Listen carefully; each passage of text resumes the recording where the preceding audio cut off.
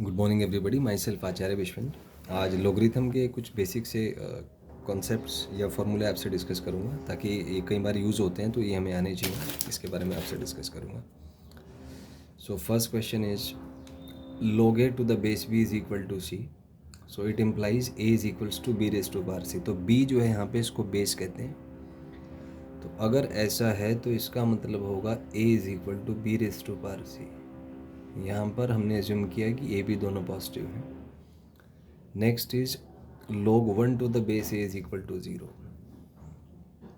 तो 1 का जो log है वो किसी भी बेस पे 0 हो सकता है, आप देख सकते हैं 1 is equal to a raise to power 0 हो जाएगा। तो किसी भी बेस पर log 1 0 होता है। Next is log a to the base b प्लस log c to the base b। तो जब बेस सेम है तो log को आप मल्टीप्लाई कर दीजिए, तो ये होगा log ac to the base b। We आउटरो अज्यूम दैट ac और b सारे के सारे पॉजिटिव हैं, ये पूरा इसमें एजम्पशन है। Next is log a to the base b minus log c to the base b। तो ये होता है log a by c to the base b। Next is log 8 to the base 2, तो ये 3 आ जाएगा। Next is log 81 to the base 3, ये 4 आ जाएगा। आप देख सकते हैं 81 can be written as 3 raise to power 4, तो log 81 to the base 3 is equal to 4। Next is log 1000 to the base 10, तो 1000 को लिख सकते हैं 10 रेज टू पावर 3, तो ये 3 आ जाएगा। नेक्स्ट इज कई बार क्वेश्चंस में क्या है कि log बेस सी दिया हुआ है और ए रेज टू पावर बी है, तो ये पावर बाहर आ जाती है, तो इसको लिख सकते हैं b log a to the base C.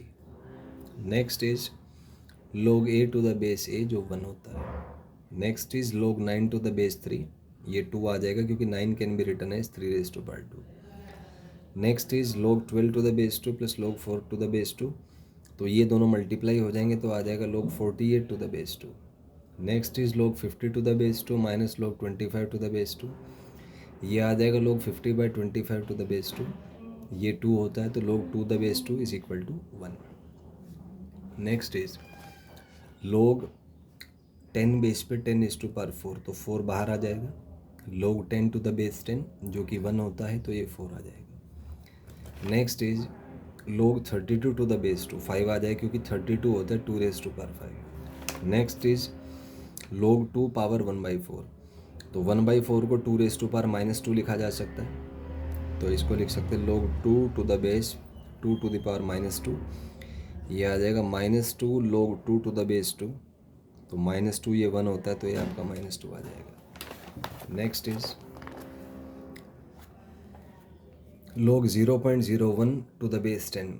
Similarly हम इसको लिख सकते हैं एज log 10 और इसको 10 इज टू पावर -2 लिखा जा सकता है, so this can be written as -2 log 10 to the base 10, और log 10 टू द बेस 10 क्योंकि 1 होता है तो ये -2 आ जाएगा। नेक्स्ट इज log 2 0.04, तो इसको लिख सकते हैं log 4 into 10 is to power -2/2, इसको लिखा जा सकता है log 4 to the base 2 plus log 2 base 10 is to power -2, तो ये आएगा 2 -2 और log 10 टू द बेस 2, ऐसे इसको लिखा जा सकता है।